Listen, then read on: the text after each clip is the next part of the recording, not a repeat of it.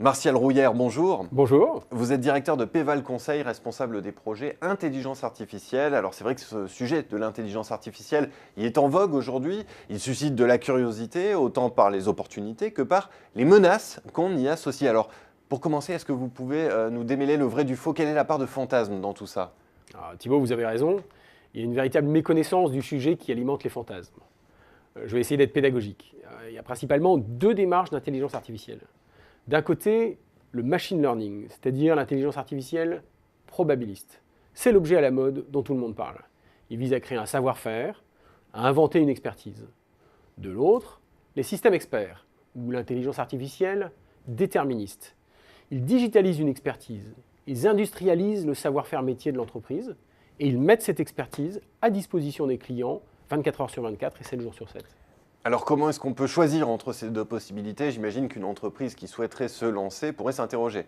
Le machine learning est particulièrement pertinent si vous avez besoin de traiter un sujet dont vous ne maîtrisez pas l'expertise ou pour lequel vous voulez construire précisément une expertise.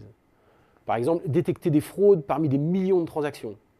Alors souvent, ce sont des projets complexes qui nécessitent une masse énorme de données et des investissements massifs. Et donc, si j'ai bien compris, quand cette expertise préexiste, l'entreprise va plutôt se tourner vers des systèmes experts. Tout à fait. Aujourd'hui, ces systèmes experts fournissent une réponse pragmatique et fiable.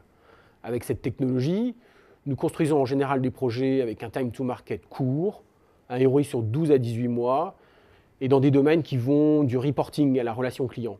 Justement, sur le reporting, on parlera de la relation client tout à l'heure. Est-ce que vous auriez un exemple? Oui, nous avons digitalisé l'analyse et le reporting de la direction financière d'un industriel international.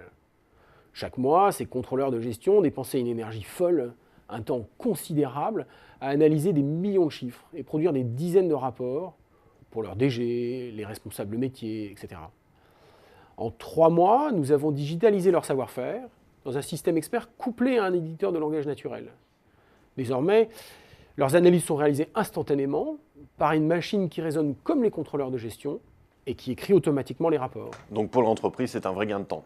Effectivement, un rapport mensuel, autrefois produit dans la douleur, en 3 jours, et qui couvrait seulement 6 pays majeurs, est désormais écrit en 2 secondes et il couvre l'ensemble des pays, soit 22. Surtout, au-delà d'être 100% juste et cohérente dans le temps, les analyses financières produites expliquent les évolutions et ce qu'il faut en penser. Maintenant, les contrôleurs peuvent se focaliser sur des plans d'action correctifs ou l'appui au manager opérationnel en mode business partner. Vous aviez aussi cité il y a un instant la relation client. En effet, l'intelligence artificielle dans ce domaine est une véritable révolution. Un de nos clients dans l'assurance, par exemple, faisait face à un dilemme cornélien. Améliorer la satisfaction des clients tout en diminuant la base de coût des centres d'appel. En quelques mois, nous avons formalisé et digitalisé l'expertise des téléconseillers pour mettre à disposition des clients, dans leur espace sécurisé, un conseiller virtuel. Alors, ce n'est pas un FAQ statique qui propose des réponses standardisées, préécrites. Nous qualifions la demande client de manière contextualisée, propre à son cas personnel, et nous fournissons une réponse argumentée, complètement personnalisée. Et là encore, quels sont les résultats qui ont été obtenus? Qu'est-ce qu'on a observé dans les faits? Bien. Actuellement, l'outil mis en place permet de gérer 30% du volume d'appels entrants. Donc aujourd'hui, les gains de productivité permettent de réorienter les conseillers vers des tâches à valeur ajoutée comme la vente ou le conseil. Pour terminer, je voudrais que l'on parle d'une entreprise qui s'interrogerait, qui voudrait se lancer dans un projet d'intelligence artificielle. Quels sont les quelques facteurs clés de succès, les quelques indications que vous pourriez donner? J'en vois 3 en fait. Tout d'abord, procéder par poupée-gigogne. Ce que je veux dire par là, c'est qu'il faut réaliser vite une application opérationnelle afin de dégager un ROI rapide et ensuite étendre l'investissement sur des cas connexes afin de libérer des capacités de travail et de réallouer cette capacité sur des tâches à valeur ajoutée. Ensuite, important, impliquez vos meilleurs experts, ceux que vous aimeriez mettre systématiquement en face de vos clients pour accoucher et formaliser votre expertise métier afin que nous la digitalisions. Et enfin, je dirais accompagner la mise en place opérationnelle.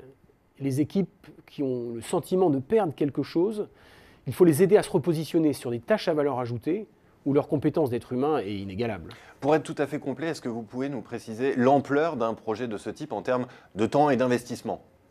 Bien sûr, un petit truc mnémotechnique, retenez 1, 2, 3, 4, 5. Un pilote, dure environ 2 mois. Il va mobiliser vos experts pendant des ateliers d'environ 3 heures. Il faut organiser en général 4 ateliers pour formaliser votre expertise. Et le coût est de l'ordre de 50 000 euros. Et toutes les entreprises peuvent être concernées par ces projets d'intelligence artificielle? Oui. D'ailleurs, en y réfléchissant bien, j'envisage des cas d'usage pour Xerfi. Alors parlons-en. Très bien, avec plaisir. On va en parler tout de suite après le tournage. Merci beaucoup, Martial Rouillard. Merci.